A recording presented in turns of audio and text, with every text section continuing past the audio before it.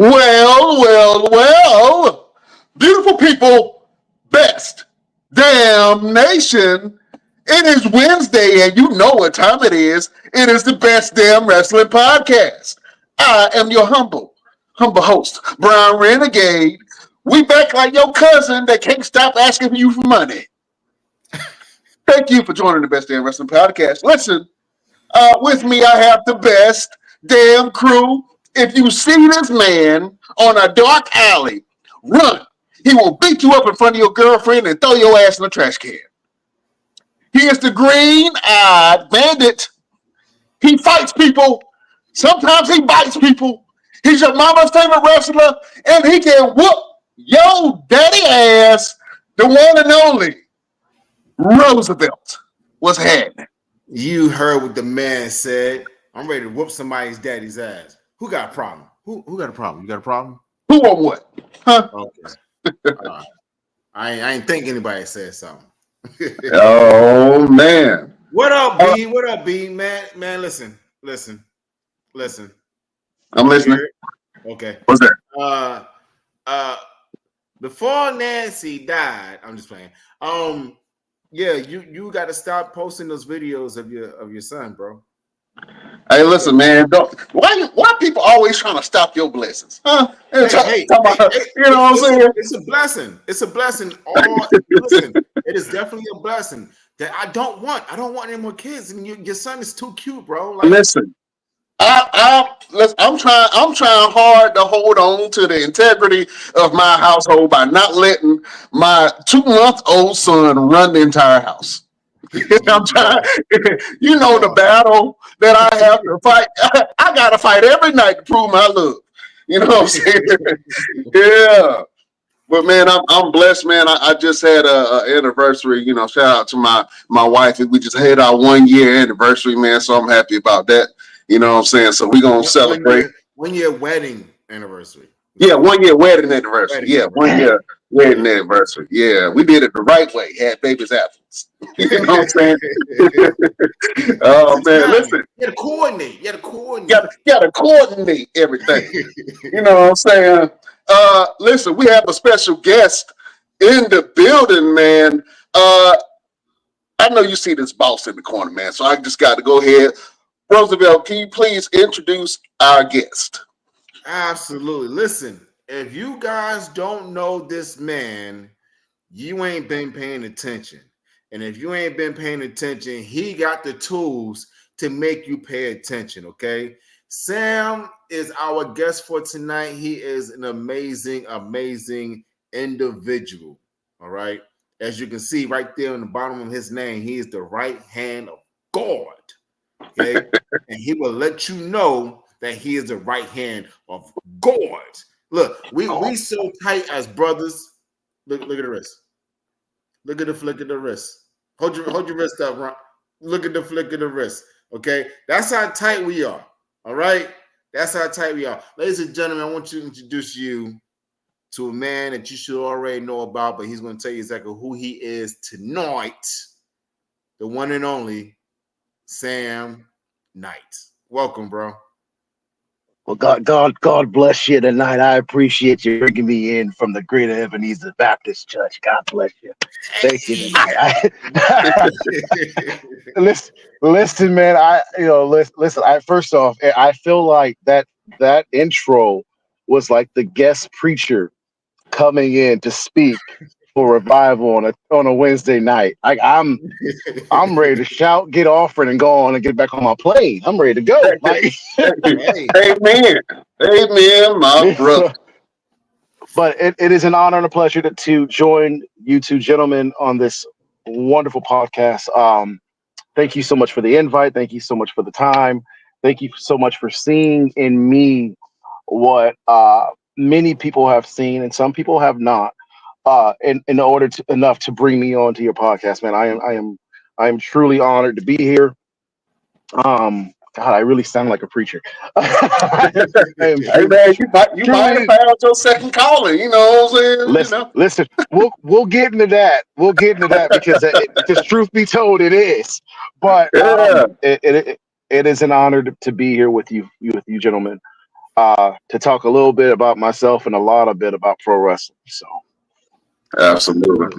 Real quick, man. Hold on. Resurrect. Fix your face, man. You've been stuck for the last whole minute. The whole intro, your face been stuck on that ugly face. I had to sit there and focus. I couldn't even hear Sam because your face was so loud.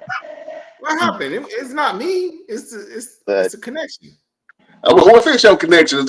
Speaking of connections, man, we got a chef coming in. One of the best damn crew members. What's happening, chef?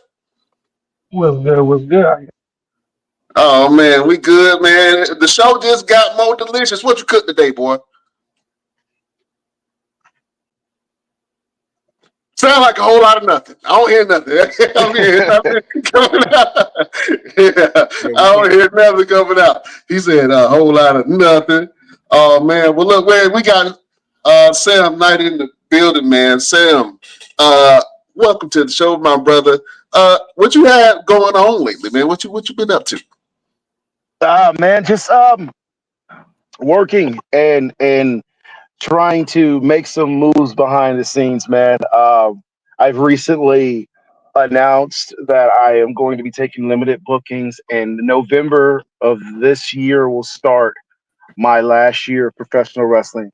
November 29th of next year will be 20 years that I've been in this business. And I think it's about time to hang the hat up and hang up the boots. But before I do that, I plan on knocking some skulls. That's the plan. So, and I'm really excited about this upcoming year. You know, everybody's like, "Man, you're retiring the same year John Cena's retiring," and nobody really walks away from pro wrestling. Man, look, when I say I'm walking away, like I'm walking away from in-ring competition. It's time to, especially with things that I'm doing with, outside of pro wrestling.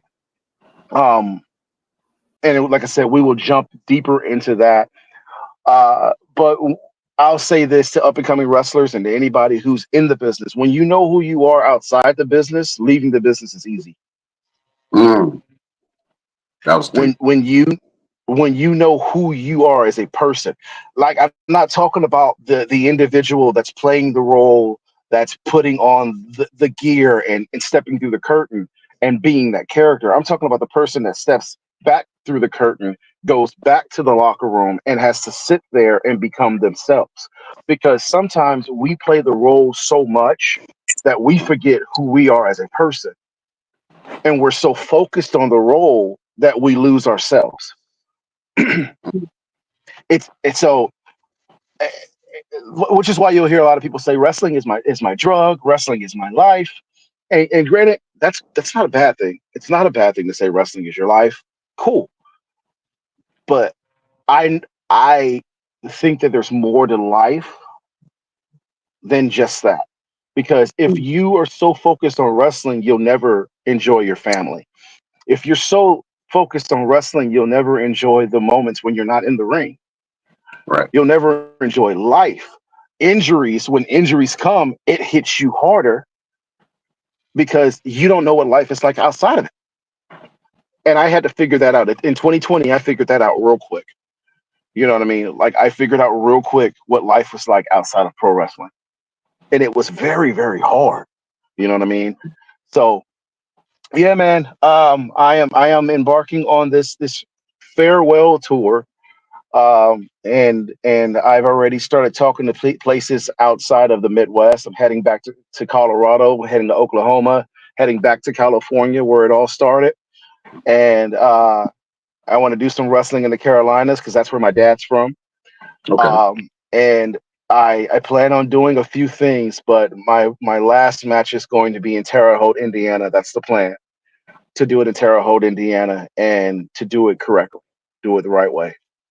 So, yeah. What do you think you are going to miss the most about the wrestling business? And I know that you have come to this place where you're content with walking away.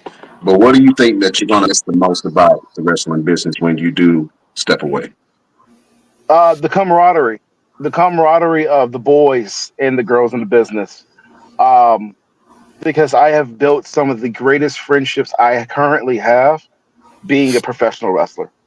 But I'm also going to miss the feeling of when you first step through the curtain. Mm. Like, regardless if I'm heel or face, like my trainers taught us how to connect. Like they taught us the tool. They gave us the tools.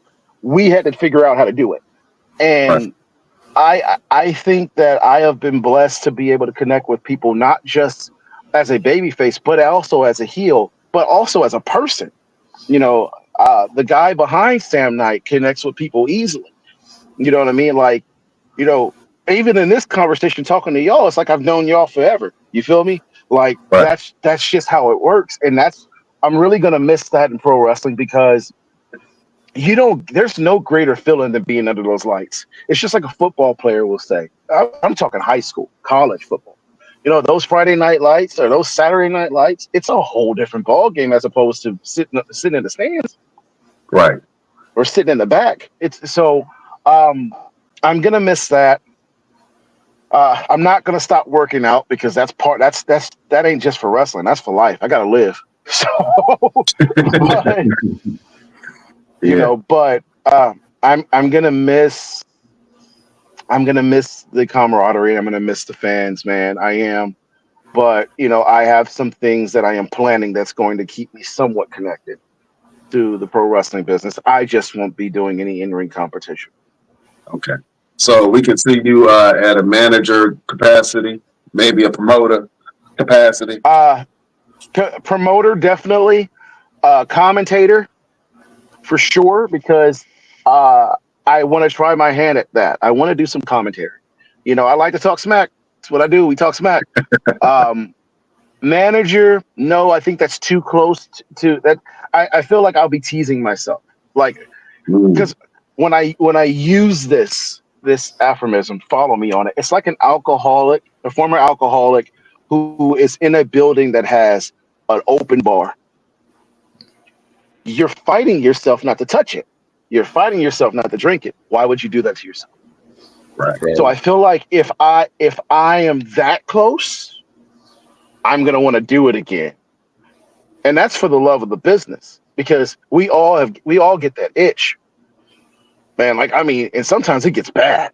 Like it's like you're like, especially when you're guys like myself and Roosevelt, I know you, like you've been doing it for a while too.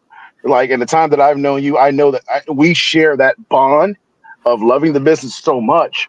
Um, when when you're so close to it and you see people doing stuff wrong, you're going, I could have done that better.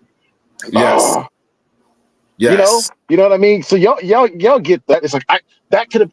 Why'd you call that spot? You guys could have gone a whole different way, and then you end up standing there ringside, calling their whole match, going, you know what? Let me do it, and then you end up writing yourself into stories.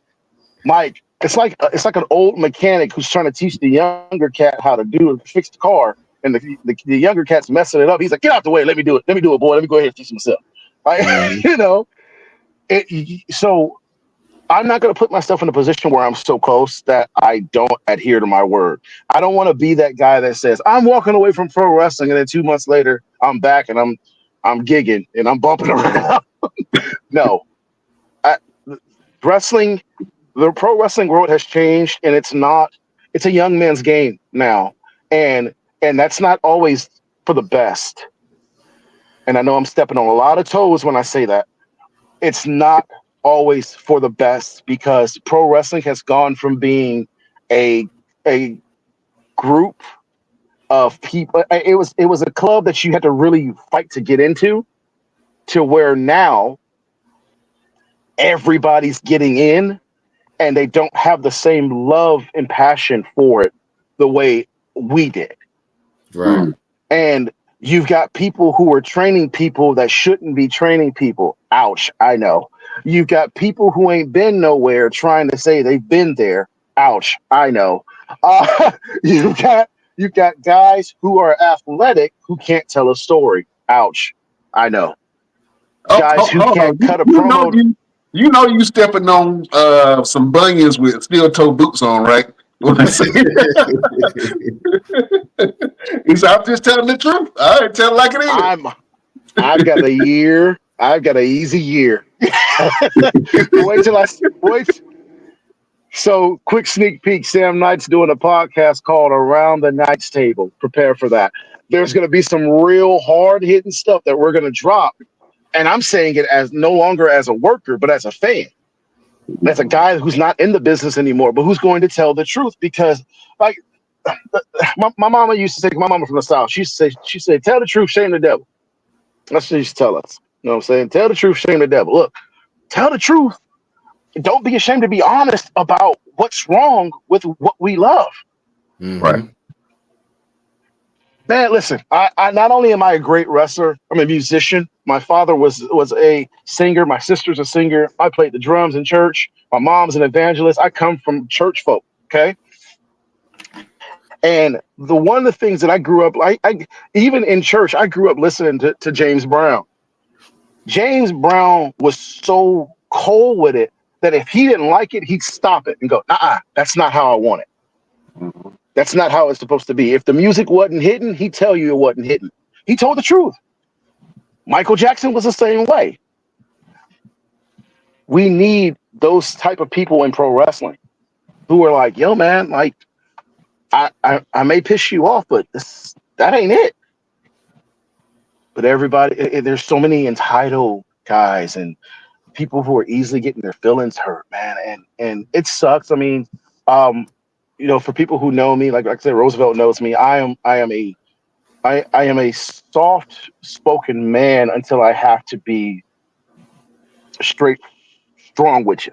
And usually, when I'm soft-spoken, it's me saying, "Hey, listen, there is a way to do this the correct way, in decency and in order." But then when you start telling me and making excuses, then I'm going, "Okay, look, kid. The way you're making excuses is what's going to stifle your career." Well, who are you, Sam? Who are you, Sam? Then I have to break out the laundry list, and I don't like doing that. I don't like saying where I've been and what I've done. I'm not that guy, but I will. You understand what I'm saying? Absolutely. Oh. So, yeah. So real quick, you got this farewell tour going on in 2025. Same time as John Cena, the man who won't fight me. I don't know what's wrong with John Cena. He out there dancing around with hot Sinat. He won't fight me. It's all right, though. It's all right. I'd pay to see that. See a Sam Knight versus Roosevelt in 2025 before you hang them boots up. Listen. Him and I have been talking about this for a while. Like when I first met him, I was like, "Dog, yo, man, we got to tear it up." And he's like, "Yeah, bro, we got to do it." And it's like, for some reason, we just don't get that chance. But I can tell you this much, man. Like, if I can make it happen on this side, I'm going to. And I don't say that about a lot of people. Roosevelt, I'm getting ready to put you over strong. He's probably one of the most talented guys I've ever seen work. And I will pitch his name to anybody I know all day, twice on Sundays, all week, twice on Sundays. So if anyone is to ask Sam Knight who he wants to work with, wherever they are, he'd be one of the guys on my list. So if we can do it, we can do it. It doesn't matter if I got to fly to y'all or I got to fly him here. We'll figure it out. Well, damn it, take my money now. Take my money now. He'll blushing. he'll blushing and shit. Listen. Sam is exactly what he says. He's one of those guys that will sit back and speak as humble and softly as possible until he has to turn it up. And I've seen him in action inside the locker room with Destination 6. Sam come up and he says, "Okay, this is what we're going to do. This is what's happening. This is what I need from you guys, and this. And then whenever he sees somebody doing something that he knows and they know that they're not supposed to be doing, Sam would go, "Hey, man, don't do that. Do it this way." And then he'll sit back and he'll observe. And in the moment they still do what they want to do, Sam steps in and he goes, "Hey, man, I just said, don't do it like that. Do it like this. All right? This is going to be the better way for you to do that. And then Sam will sit back and he won't look at you, but he still got his eye on you. And the moment he see you do exactly what you want to do anyway, that's when Sam's going to go, didn't I just tell your ass not to do that? Now, if you go out there and you do that, this is what's going to happen to you. Listen to me if you want. Don't listen to me if you want. Your ass is going to be either good on one side or bad on another. You don't want to be on my bad side. Do exactly what I told you to do, or there's going to be consequences. And then the guy will still go out there and do whatever he wants, and Sam would just sit back and he's right there, gorilla, like this. Like your daddy just told you, don't go out tonight. Yep. And you come back sneaking in the house, and he's sitting there with the belt. Yep. And you come back there and you limping, something bleeding, you hurt, your match was horrible, the fans didn't connect with you, and he'll go,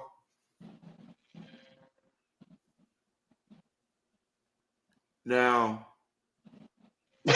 what did you learn? What'd you learn? What did you learn? What did you learn? And I should listen to you. Because I told you. I just told you. And that's all I'm going to say right now. And then he'll look back at the other locker room and he says, now, is there anybody else that don't want to listen to what I just said? And everybody's like, no, sir. We got it. So, with that being said, Sam, what's the biggest lesson that you learned about wrestling, and what's the biggest lesson that wrestling has taught you? Those are two different questions. Okay. Less is more, and there's power in no. Less is more, meaning even not just wrestling in the wrestling aspect, but less is more with bookings. Listen to your body. Like, not every booking is a good booking. I'll say it again. Not every booking is a good booking. You will discredit yourself running and jumping in everybody's ring. Mm-hmm. If you are as good as you say you are, you need to be a commodity, a hot ticket. If you are as great as you say you are, people are traveling to come see you. And I'm not talking about the up and comers. I'm talking about guys like us, because there are still guys like us who are just taking bookings just to take bookings. Our body we can't take that. Like, we got to be smart. And so I learned that I'm not in everybody's ring. I'm not. I don't hop on a plane and just wrestle for everybody unless I know it. I've got to believe in what they're doing for me to go do it. Mm. I have, and you know what? I am such a student of the game. When I go and hit up promoters, I already know what they're doing at their promotion because I've done the research. Right. I wrestled Elijah Burke a couple years ago. It was like right after I came back from injury in 2021. And we were sitting there talking, and this is what really like opened up my eyes. We were sitting there talking, and he said, Sam, he talks like a preacher. Sam, I watched your footage, and I stopped listening at that point. I stopped listening. I heard everything he said after, but the inner kid in me was marking out, and the common sense monster in my brain was going, this veteran who wrestled the likes of Chris Benoit, wrestled the likes of CM Punk, who was on the road tour.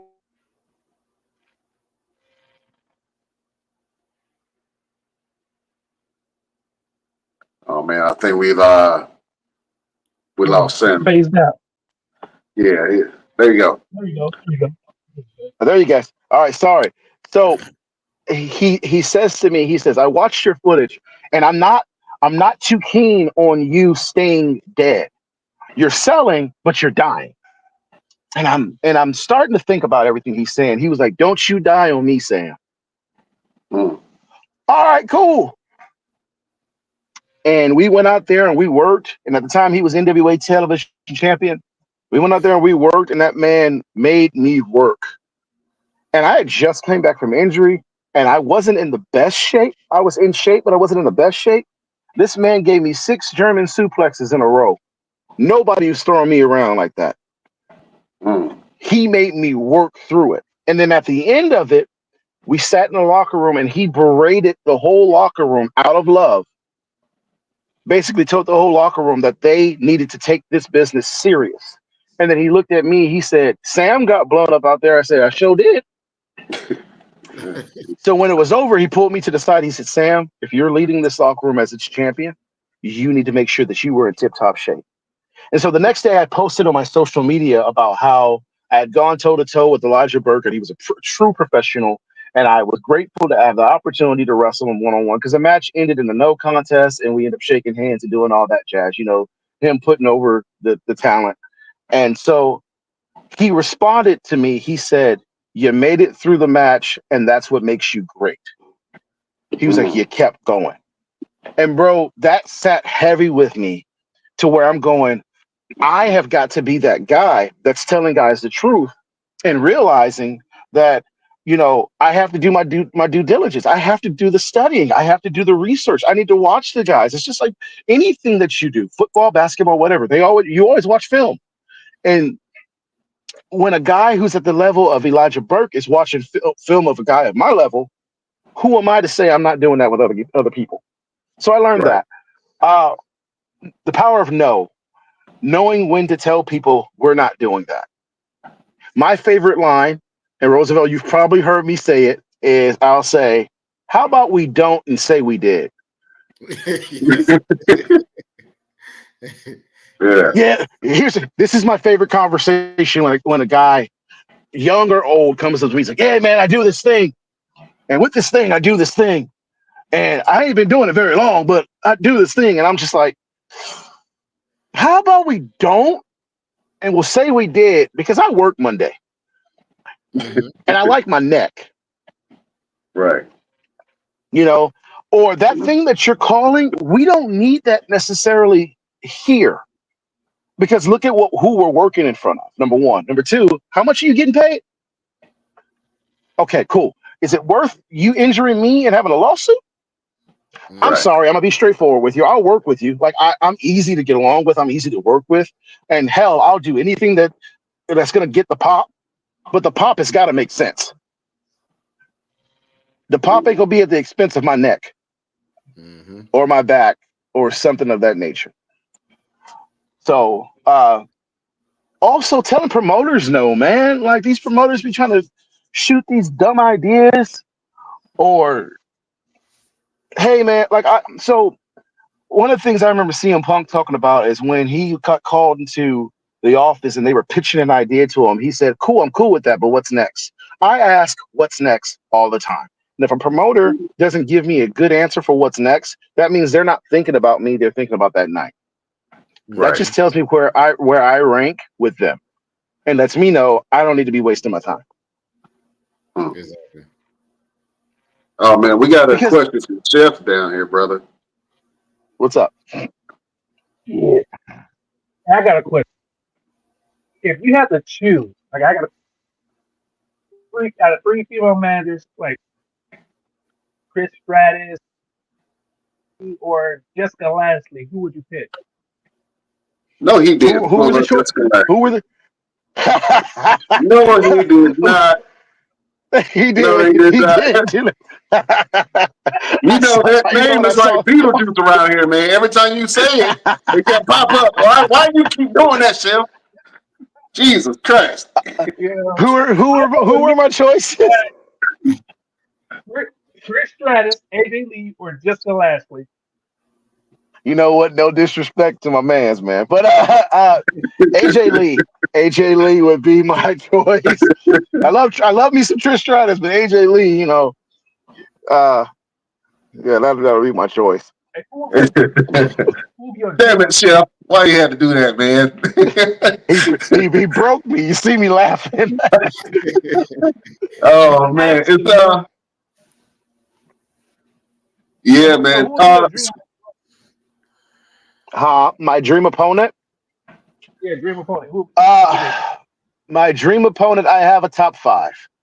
Uh, it would be Shawn Michaels, Mm, Chris Jericho, mm, because Chris Jericho was, regardless of recent issues, Jericho is my favorite wrestler because he reinvents himself constantly. Mm-hmm. The Rock, Mm-hmm. AJ Styles, and Randy Orton. mm. Nice. Those are my top 5. Now, 4 of them, nothing against The Rock. So The Rock is the one that's excluded. 4 of them, their psychology. Like, could you Yeah. imagine wrestling those guys and they're piecing together a 15-minute match, and you're like, yo, this is gonna be bad, like real, like these folks gonna be up out their seats. Mm-hmm. I mean, I like The Rock, but I don't see The Rock being that guy like them. Even though The Rock is a great entertainer, great on the mic, great in ring. When it comes to the psychology of those other 4 men, yeah, Oh, Yeah. I definitely agree with you on a lot of things, and I love wrestlers who do reinvent themselves. Chris Jericho, as you mentioned, is one of those guys who has reinvented himself a number of times to reach different generations of wrestling fans. Have you ever reinvented your character during your career? So I've always been Sam Knight, but there's been different versions. So I used to be in a tag team called the Black Knight. So when I first started out, I was just Sam Knight, no gimmick. Then I was a part of a tag team called the Black Knights, and we were 2 street gangsters, whatever, because that's a typical African American gimmick. But we wore jeans and wife beaters. So we were Crime Time light. And then we transformed into a tag team that actually looked legit because we were wearing gear at that point. And then I was doing the whole right hand of God character to where, wore the cross on the side of my tights, and I was doing that. And I got hurt. And when I was hurt, I was playing with a lot of ideas about how I wanted to return. Like, I wanted to do this thing. I wanted to be the gatekeeper because wrestling was changing. And I was noticing that there was a lot of younger stars who were very egotistical and very entitled. And so I was like, I've been in the wrestling business for some odd years, and I am going to gatekeep pro wrestling. I'm going to be the guy to stop all of these younger cats because it was legitimately a shoot because of what I was seeing. You know what I mean? Also, I Right. was coming back from injury pissed off because nobody had checked on me. Nobody had reached out to me. I was like, no, F these guys, man. I'm coming back mad. I'm so glad Right. I changed that. I'm so glad I changed that. Came back to pro wrestling and was back to doing the Sam Knight character. And so I started working at Destination 6, and Roosevelt saw this live. I began to become the forever heavyweight champion. And that was the best gimmick I've had because I started to tap into a side of myself that I hadn't been using. I mean, the forever champion character, like I was, the promos I would cut and how dastardly I was. It even led to this this cage match I had with Kendall Fire, Mr. Broadway Kendall Fire, who is a great up and coming star in the Chicago area. And we told this story that led to a finish that nobody saw coming. Because I was so big on not wanting to pin this kid because he was one of the most over guys on the roster. I used a crowbar to choke him out. And instead of him passing out, here's the story. Kendall is a Broadway singer for Shoot. So the story we told was I couldn't pin Kendall. If I kept squeezing on his throat, I would crush his voice box. He'd never sing again. Mm. So he had to choose between fighting because he had to beat me, or losing his real life, his musical career. And he ended up tapping. And when I tell you, man, like the way that whole thing played out, that crowd hated me. Oh, they booed me out that building. Oh, and I even did the whole Terry Funk thing forever. I did that whole thing, bro. Like, and it was so obnoxious. And like, we were on to something. And now, I've been working I've been working as instead of being the forever champion, I'm saying I'm the best ever. That's what I say now. I'm the best ever. It may not be true, but you're gonna believe it. Even as a baby face, it may not be true, but you're gonna believe it. And with me going on this farewell tour, this is me being the guy behind Sam Knight on camera. You legitimately see me smiling out there because I am having so much fun being me. And that's what it's become. I came the thing that what it was for me was I looked in the mirror and I came to the realization that my time to be trying to get signed to a full contract it's gone. My life is so busy with the job that I have, with my legacy. I had to I had to have the hard conversation with myself that maybe it just wasn't meant for me. But to God be the glory for the things that He's allowed me to do in it. From the tryouts I've had to the people I've been in the ring with, to the people who speak my name in rooms I haven't even walked in. In multiple companies, people know who I am. And it shocks me when people are like, I know you. And I'm like, oh my God, really? I watched you on TV. Like, it's a blessing. And to piggyback on what we talked about earlier, I was called to the ministry at age 11. That call has been on my life since I was a kid, and I've been running from it. You know what I mean? And so I come from a lineage of preachers. So I look at my story as like the story of Jonah for folks who follow. Jonah ran from what God wanted him to do. And then Jonah got swallowed up by that whale. And then finally he was like, all right, God, all right, I'm going to do it. I'm going to do it. And then he ended up doing what God wanted. The way I look at it is like this, man, I've been running for so many years, and God gave me the opportunity. He gave me enough rope. Now he's like, all right, come on, Sam. I need you to focus on what I need you to focus on. And that realization hit me so hard. I was just like, okay, God, all right. I appreciate the almost 20 years you've given me. In November of next year, I will walk away with a smile on my face and my head up high. And then we can go do what it is I need to be doing. You know what I mean? So yeah, that's what it is for me, man. What made you run away in a sense? I don't want to say run away because it's always been with you, and maybe the time isn't right, and the time it had to be right where things kind of aligned together. Why do you feel like you kind of avoided that direction of possibly being a pastor or evangelist or a preacher? Because it wasn't what I really wanted. It's not what I wanted to do. It's what I knew I was supposed to do. Like we have this tendency to go against the grain, man. Like we know what we're supposed to do, but it's more enticing to go do whatever else what we want to do. You know what I mean? Like, we know we're not supposed to speed past a stop sign. But if we got to get somewhere, we're going to go. In some cases, or the California roll, as they call it. We know we're not supposed to do certain things. Like pro wrestlers, bodybuilders. I'm not supposed to eat that donut, but I'm gonna eat that donut.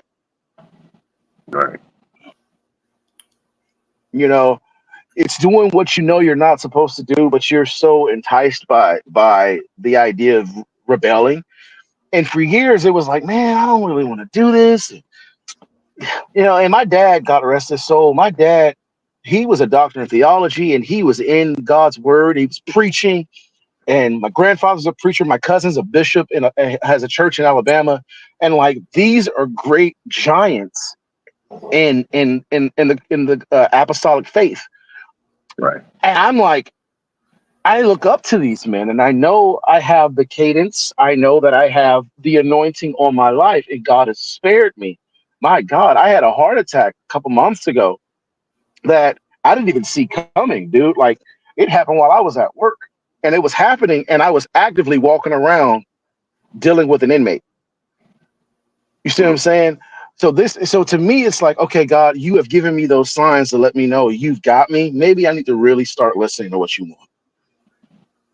Maybe I need to stop playing. Maybe I need to really take this serious, because at any moment you could have snuffed me out. So it was more of just wanting to rebel, man. Wanted to do what I wanted to do. A life not following what God wanted me to do sounded more enticing. And I'm like every other human, man. I struggle, and sometimes I lose my way. But when you know what's right from wrong, you're held double accountable. Right. Am I making sense? Yeah, let me stop you real quick. Because I do hear and understand everything you are saying, but we all know that God has this way of still getting exactly what he wants from us without us even knowing. And Sam, when my time of being around you, he has had his hand on you, even if you didn't feel like he did. And you still did his work. What we do in professional wrestling is we have the ability to grab souls, right, and bring them to his empire, his kingdom.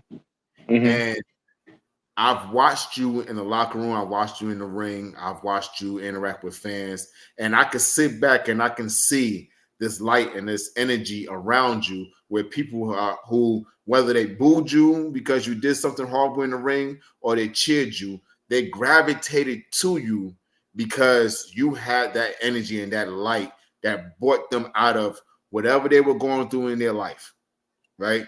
And especially in the locker room. And I've seen you online. And even before I left, you would always say, yo, y'all make sure y'all hit me up. If you're going through something, contact me. I saw you when you did the seminar and the boys were sitting around, and it wasn't even a seminar. It wasn't a training session. It was more so of this is the brotherhood of God. This is where I am speaking to you through him. And when he's speaking to you through me, and you had a moment where you told the guys, hey, if you got something going on with you, tell me, tell us about it. And I've never seen that in a wrestling seminar. I've seen the guys, they talk and they, my wrestling career, this, but you brought it to a real life situation. It was like, yo, man, what you got going on? You got something you want to say? What? And then you returned to me. I was sitting back just observing. You said, bro, Vic, what you got? And I told the guys, look, as much as I want to be here as much as I want to be the last man on this planet, I know that when my son has the opportunity, if he wants to step into the ring, there's a chance I may not be there. And I need all of you to be the uncles for him to make sure he does everything right. You remember that conversation? I remember that. And you sat back and I watched you, and in the way that you made it from, all right, we're learning how to work, we're learning how to bump, we're learning how to take bookings and do this, to, all right, let's come to the altar. Let's come to the altar, and I want you to put whatever you got going on in your life, I want you to put it on the altar and leave it there. Stop carrying it. You don't have to carry it. Leave it there. You don't have to carry this thought that you were trying to run from what you already were doing. You were just doing it on a different platform in a different way. And now you've done so much to where now your audience has to get bigger. You have to reach a different audience now. You've reached out to a wrestling audience and they came to you because you were the shepherd, you were the right hand of God that gave them that, okay, you know what? I'm going through all this in my life right now, but I know if I let it go, it'll be handled. I can come to a wrestling show and I can forget the cancer. I can forget the bills. I can forget the drugs. I can forget the alcohol. I can forget it all within this 2 hours to 3 hours time frame of being in this wrestling show, because I know someone like Sam Knight is going to make me forget. He's going to help me forget. He's going to take all these burdens from me and he's going to give it to God for me, because God, sometimes I don't know how to do it myself. So you did exactly everything you were supposed to do. Now your audience has to change and broaden. So I commend you and I'm proud of you. I appreciate that, man, from the bottom of my heart, man, because I never looked at it from that point of view. And I've been told that multiple people like, man, you've used this platform and you've done this platform and God has used you in this way. And, you know, but because of who my parents are, my mom is always, you know, you're supposed to be behind the pulpit. But to piggyback off what you were saying about that, because that whole seminar was announced to advertised as an open forum, and it was a mental health open forum for the boys and for the girls of professional wrestling. There was even a point in there where I said I would like to close this in prayer, and if anyone is uncomfortable, you can leave. And there was a few people who left, but I remember praying with the boys, and I remember tearing up, because in the process of me praying, I was saying, God, help us to understand that their no is not a no completely. Because people don't touch on the fact that how when you get rejected or left unread by a promoter, how that can affect your mental health. Mm-hmm. Or how when a scout from a bigger company says, you look good, but you're not what we're looking for. Boom, it can hit you. Rejection is rejection. I've had multiple WWE tryouts. I had Steve Lombardi and William Regal look at me and say, drop some more weight, come back and see us. I've had William Regal look me square in my face. This is what made me a better promo. He looked me square in my face and said, I don't believe you because it's not in your eyes tell me a different story. My dad was diagnosed with cancer. My dad was dying. And I was like, hey, I want to do this for my dad. And that man looked at me and told me he didn't believe me. That was a hard pill to swallow, but I understand. I understood it. You know what I mean? So I was trying to drive that point home to the younger generation, because there aren't a lot of guys like us who have seen, felt, and who have had those pains and had that hurt, who are willing to have those conversations with the guys. No, most of us are too busy trying to compete to keep our spots, or most of us are too busy trying to shun them off instead of going, hey, my arms are wide open. Come holler at me. I used to have wrestling weekends where people would just drive out to my house and we would sit and talk after shows. We would sit up to 2-3 o'clock in the morning and just break down their match, my match. One thing I do in my car on my way home when I was driving home, Destination 6 was 3 hours away from my house. I would drive home in my carload. I'd go, let's break down the whole show. Give me the truth. I'm not perfect, man. Like, I'm not. I have my faults. I have my issues. I fight depression. Sometimes it's rough. I deal with anxiety myself. After my heart attack, it was a scary experience for me because I had a heart attack a week before my 37th birthday. And so it was a hard pill to swallow. But I'll tell you this much, man. in the midst of me going through everything I went through, I realized that you can't do it alone. And when you have good people in your corner, you're untouchable. Like you're like my daddy used to say, boy, you're dangerous. When you got the right folks push you, you're dangerous.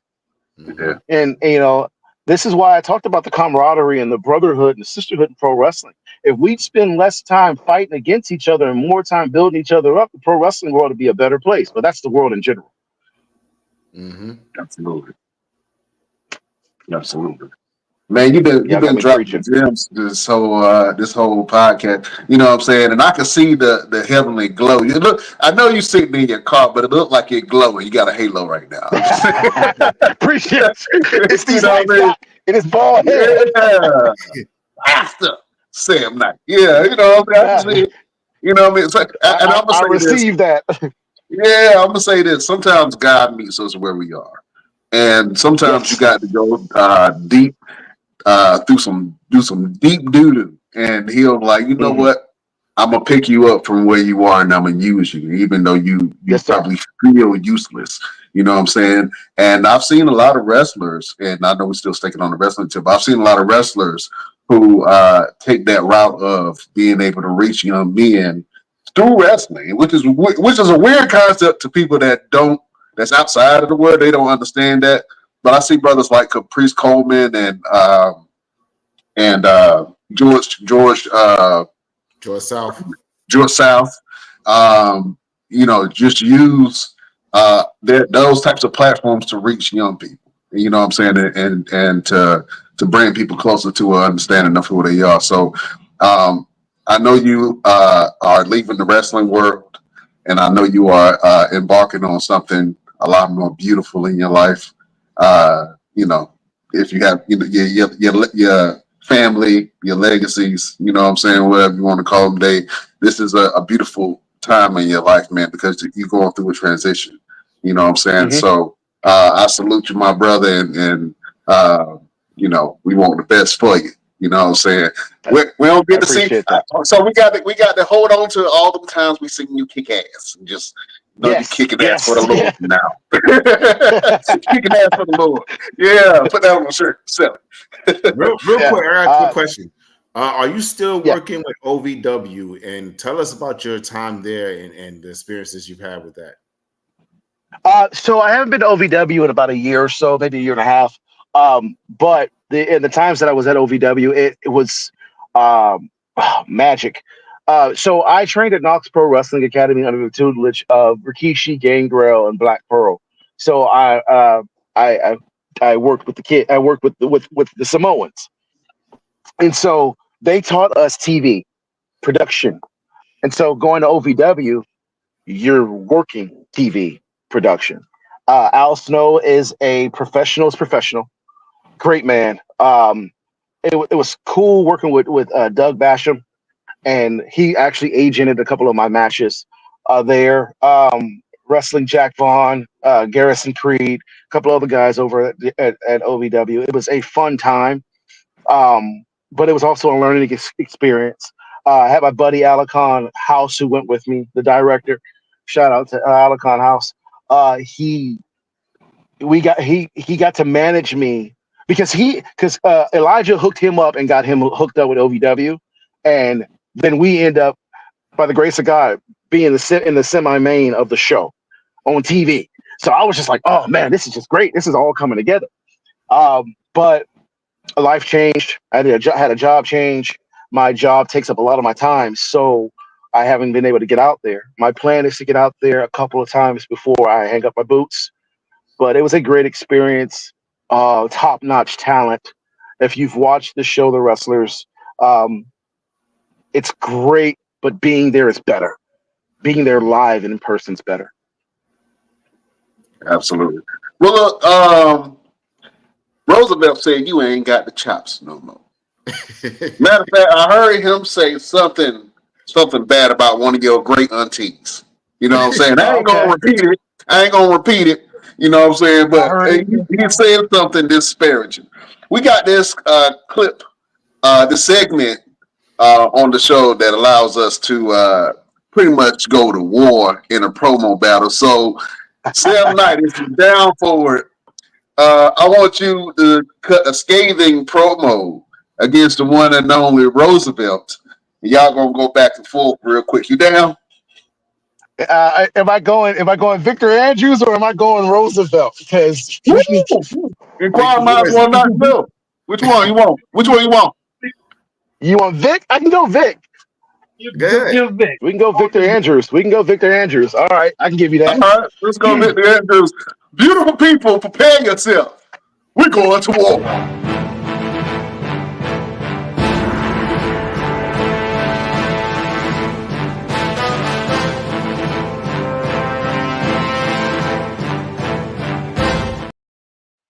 All right, who got first? Sam got first. Oh, okay. All right, put me on the spot. All right, Victor Andrews. We've danced this dance before. You know, I usually when I beat somebody, I move on. And I just happened to hear from a little birdie that you were running your mouth. You had a lot to say. It was that same mouth that I punched you in about 6 months ago. But no matter. I mean, if I were you, I'd do the same thing too. You know, relevance is kind of a big thing for you, right?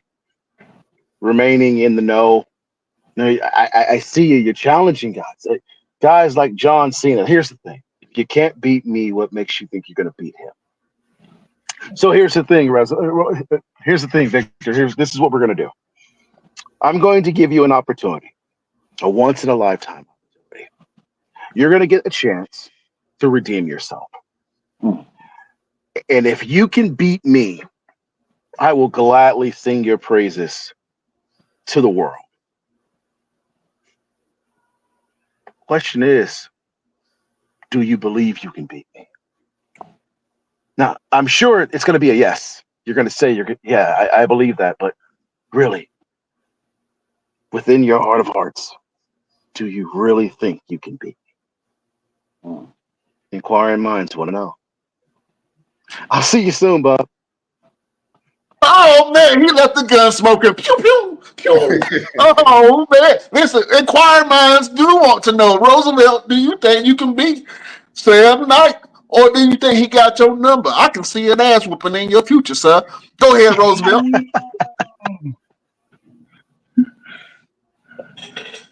What's a knight to a king? What's a king to a god? What is a god to the right hand of a god? And what is the right hand of a god to a non-believer who does not believe anything that you are saying right now? Sam, you've talked the praises of many, many superstars that you've laid in your past. And you speak as though you're untouchable. We all know that's not true. Because when there's night, there's day. And allow me to shine the light on you, Sir Sam Knight. One thing is for sure. If we stepped in the ring, we're selling out seats all over the world. But let's be certain. You have one chance to avoid getting hit with this PYT.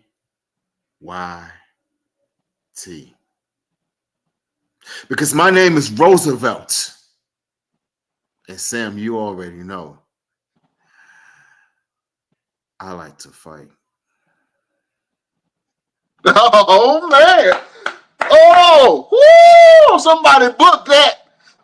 Book that. I got $20 on the winner. No, I'm just saying, I got $20 on the winner.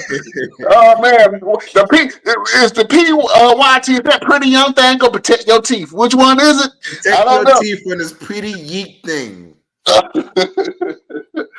Oh man, man, I like my teethers, bro. He said, that's why I'm leaving, because I want to be able to chew good. Trying to watch out.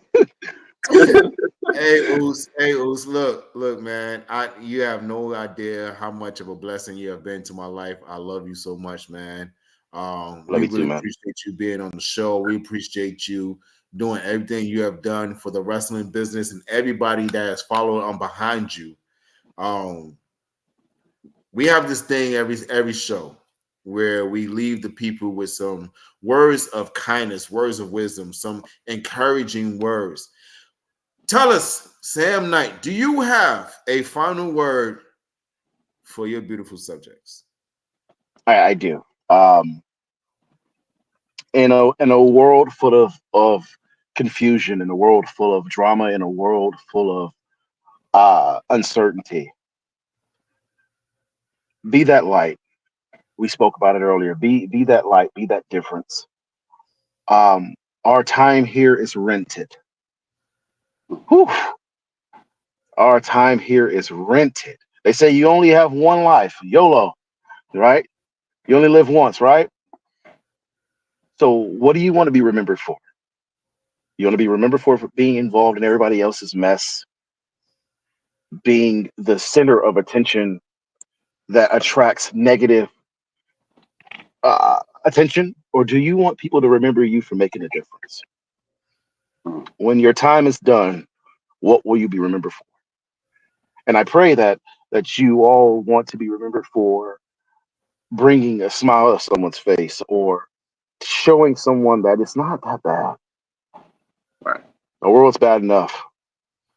Just show people that there are brighter days coming. That's all I got. Man. Woo! Ha! That's the snap, boy, with a word. That's the final word from the one and only Sam Knight. Man, I felt the Holy Ghost. I almost started shouting, boy. These knees was getting warmed up. He said, I'm about to run. Boy, I'm about to run around the church, boy. I'm trying to tell you. Oh, man, Roosevelt, do you have a final word for the beautiful people? Yes, absolutely. And this is a little piggyback off of everything we talked about today. And my final word for the people is don't worry about what you have to carry, because sometimes you need that extra weight to leave a footprint.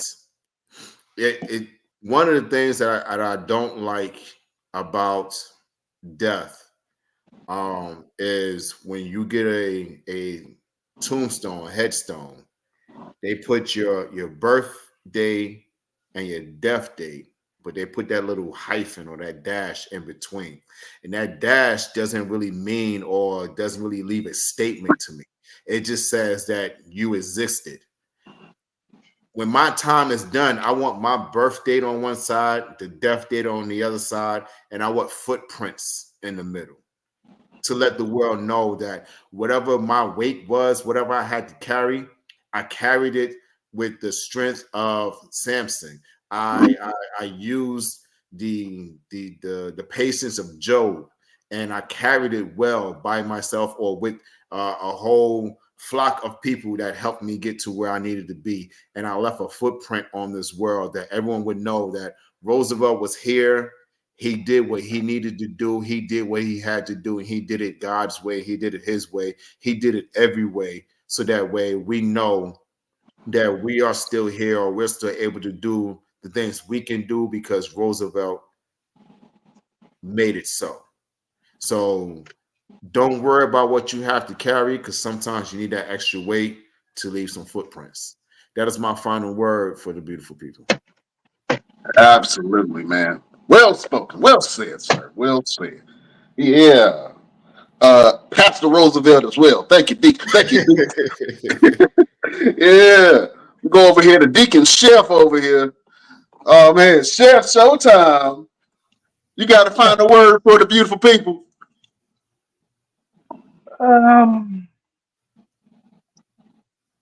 Nothing is given. Everything is earned. Nothing is given. Everything is earned. I don't Amen. think you need to say no more. Amen. Amen, Doc. That's it. Amen. Yeah, you see how he put that that period at the end of that. He didn't even have to say Hmm. that. He was like, that's it. That's it. That's all it is. Taken and accepted. That's the final word from the one and only Chef Showtime. Uh, Beautiful people, my final word is more people die from indigestion than starvation. More people die from indigestion than starvation. And when I say that, I'm not talking about food. I'm talking about the things that you consume, the negativity that's around you. The more that you ingest, if you're not ingesting positivity in your life, if you're not ingesting good relationships, if you're not practicing certain habits that lead to a healthy lifestyle, then it can definitely damage you. So watch what you take in. Watch the people that always come to you with bad news and you don't have no way to flush that out. You know what I'm saying? Watch the music that you listen to because that influenced you. You know what I'm saying? Watch the people that you know don't mean you no good, but you still let them use you in certain things. And that can lead to indigestion. It can lead to uncomfortableness. It can lead to you breaking down from the inside. You know what I'm saying? Sometimes we think we need certain things and we don't. You know what I'm saying? You got everything that you need. God provides everything that you need to be able to live a healthy lifestyle. So I guess that's my word. You know what I'm saying? More companies die, more companies, business too. Companies die from indigestion too. You know what I'm saying? You might hire a bunch of people and you got a whole bunch of nothings. they don't do nothing. They always like, you know what I'm saying? You got to find new people. You know what I'm saying? So it works for companies and business as well as individuals, man. Watch what you take in and make sure that everything that you put out is positive and good energy. That is the final word from your boy, Brian Renegade. I tried to make that cool. Like I kind of got lost for a second, but don't worry about it. Don't worry about it. I brought it back. Oh We man, was following you, Doc. We was following you. I appreciate that. You know what I'm saying? I was fluttering the line, but I made it through. I made it through. You know, Oh I man, was almost like I was almost like one of those church mothers. Take your time, Doc. Take your time. take your time. Take your Take your time, time, boy. Doc. Make it plain, Doc. Make it plain. Oh man, well, Sam Knight, man, we appreciate you being on the show, man. This is a great conversation, man, and one most needed, man. And thank you for being on here and spreading the word, and making Appreciate us feel some type of way, brother. You welcome on the show anytime. You know what I'm saying? I know you got Appreciate that. your show coming up, man. Go ahead and plug your stuff, man. What you got going on, and where can the people find you? So this next week, October 25th, I am wrestling for Singleton Wrestling. I'm in a tag match, and it is in Brazil, Indiana. And 2 weeks from now, I am in the Rocket to the Top ladder match for Rocket Pro Wrestling in Joliet, Illinois. Main event Sam. That's what we call me. Main event Sam. So I'm looking forward to that. You can find me on all social media outlets. Sam Knight, SAMKNIGHT. And last thing I'll say is this, man. If you see me in the street speak, my head ain't that big. So I appreciate y'all. God bless you guys. Thank you for having me. We appreciate you. Hey, look, before you go, I'm gonna have you end the show. Is that okay? That's fine. All right, cool. So I'm going to say we will see you next week on the next best. I'm going to point to you, and I want you to say "damn," but I want that Okay. "damn" to come from the pits of For your the soul. your soul. You know what I'm saying? You got it. You know, you got to reach to the sopranos and the altos to get them to help you out with it. You know what I'm saying? I want you to do it like Ron Simmons was on the pulpit. You got it. Ready? You got it. All right. Oh man. Beautiful people, we will see you next week on the next best Damn. wrestling Podcast. I appreciate that. I ain't gonna tell your pastor that you cussed on live stream. I appreciate you. Yeah, don't give me trouble now. I'm gonna look out for you. You know what I'm saying? He ain't got to know everything. Oh man. Keep quiet now. Yeah, we gonna keep that quiet. Yeah, we gonna say that. Oh man, thank you for being on here. You're welcome anytime. Fellas, I appreciate we'll you check guys. you out next week. Beautiful people, we bid you adieu.